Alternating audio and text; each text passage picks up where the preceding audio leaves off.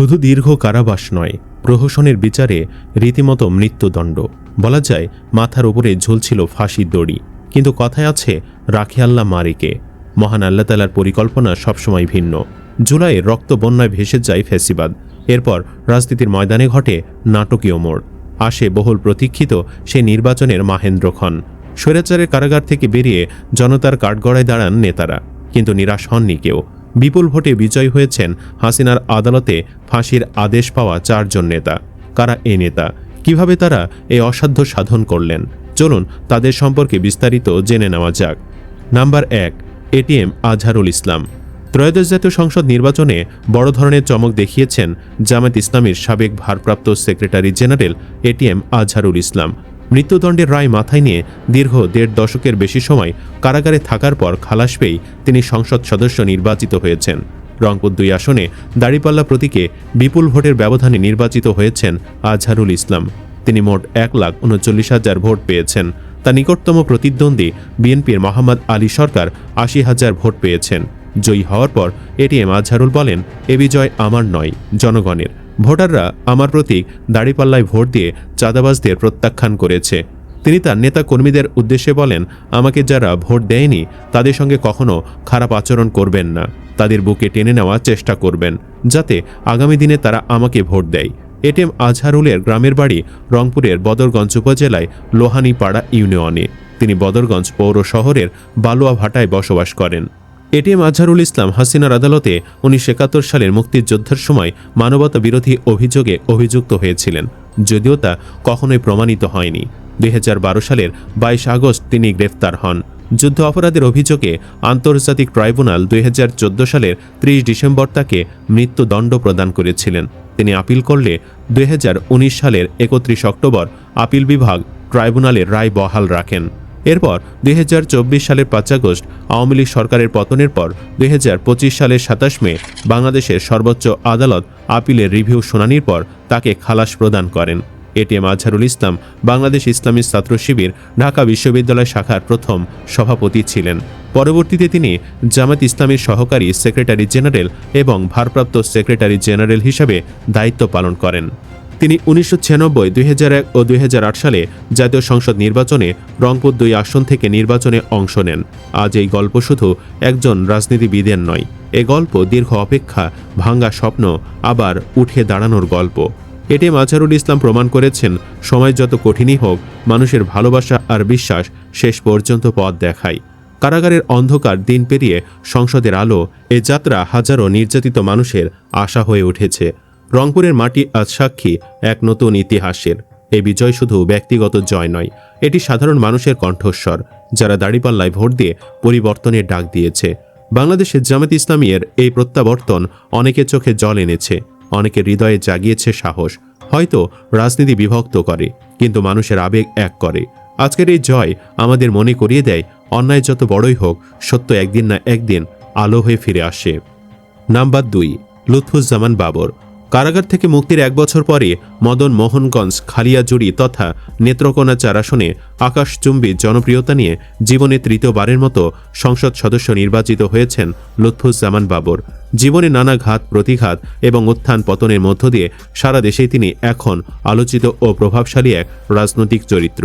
ক্ষমতাচ্যুত প্রধানমন্ত্রী শেখ হাসিনার দীর্ঘ শাসনামলে টানা 17 বছর কারাগারে ছিলেন তিনি। বন্দী থাকা অবস্থায় 2018 সালের 1 অক্টোবর 10 ট্রাক অস্ত্র মামলায় তার বিরুদ্ধে ফাঁসির রায় দেওয়া হয়। তবে হাসিনার পতন হলে গত বছরের 16 জানুয়ারি তিনি কারাগার থেকে মুক্তি পান।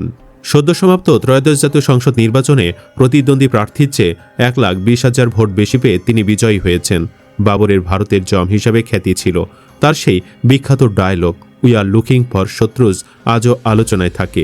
ভারতের অত্যন্ত গুরুত্বপূর্ণ 7 সিস্টার্স খ্যাত 7টি রাজ্যে বিপুল পরিমাণ অস্ত্র আর গোলাবারুদ পাঠিয়ে তাদেরকে ভারতের হাত থেকে স্বাধীন করতে চেয়েছিলেন বাবর। বাবর ভারত সরকারকে এতটাই দৌড়ের উপর রেখেছিলেন যা পারেননি চীন, পাকিস্তানের মতো দেশও। এজন্যই একটা সময় ছিল যখন দোদণ্ড প্রতাপশালী বাবরের নাম শুনলে হাড় হিম হয়ে যেত ভারতের। তার রাজনৈতিক জীবনের সবচেয়ে আলোচিত অধ্যায় হল 2004 সালের 21 আগস্ট গ্রেনেড হামলার মিথ্যা মামলা। 21 আগস্ট 2004 সালে ঢাকায় আওয়ামী লীগের সমাবেশে গ্রেনেড হামলা হয়। এই হামলা করে স্বয়ং হাসিনার লোকেরাই, কিন্তু দায় দেওয়া হয় বাবরের ওপর। এই হামলার ঘটনায় বাবরকে অভিযুক্ত করা হয়। পরে আদালতের রায়ে তিনি মৃত্যুদণ্ডে দণ্ডিত হন। তবে তার বিচার ও রায় বাংলাদেশের রাজনৈতিক অঙ্গনে ব্যাপক বিতর্ক সৃষ্টি করে। বিএনপি দাবি করে এসব মামলা রাজনৈতিক উদ্দেশ্য প্রণোদিত। এর আগে 1991 সালে প্রথমবারের মতো স্বতন্ত্র প্রার্থী হিসেবে নির্বাচনে অংশ নিয়ে এমপি নির্বাচিত হয়ে স্থানীয় রাজনীতিতে চমক সৃষ্টি করেছিলেন বাবর। পরে তিনি বিএনপির রাজনীতির সঙ্গে যুক্ত হন এবং দলীয় সাংগঠনিক কার্যক্রমের মাধ্যমে নিজেকে প্রতিষ্ঠিত করেন। 2001 সালের জাতীয় নির্বাচনে বিএনপির প্রার্থী হিসেবে দ্বিতীয়বার সংসদ সদস্য হন তিনি। সেবার বিএনপি নেতৃত্বাধীন 4 দলীয় জোট ক্ষমতা এলে তিনি স্বরাষ্ট্র প্রতিমন্ত্রী হিসাবে দায়িত্ব পালন করেন। এ সময় আইনশৃঙ্খলা ও নিরাপত্তা ইস্যুতে তিনি ব্যাপক আলোচনায় আসেন। নাম্বার 3, আব্দুস সালাম পিন্টু। বাবরের মতোই আরেক বিএনপি নেতা আব্দুস সালাম পিন্টু। 21 আগস্টের সেই গ্রেনেড হামলা মামলায় তাকেও মৃত্যুদণ্ড দেওয়া হয়। 2024 সালের 24 ডিসেম্বর তার দীর্ঘ 17 বছরের কারাজীবনের ইতি ঘটে। এরপর তিনিও ফিরে যান জন্মস্থান টাঙ্গাইলে। স্থানীয় গোপালপুর ভৈয়াপুর আসনে তার হাতে ধানের শীষ তুলে দেওয়া হয়। এলাকাবাসীও তার উপর আস্থা রাখে।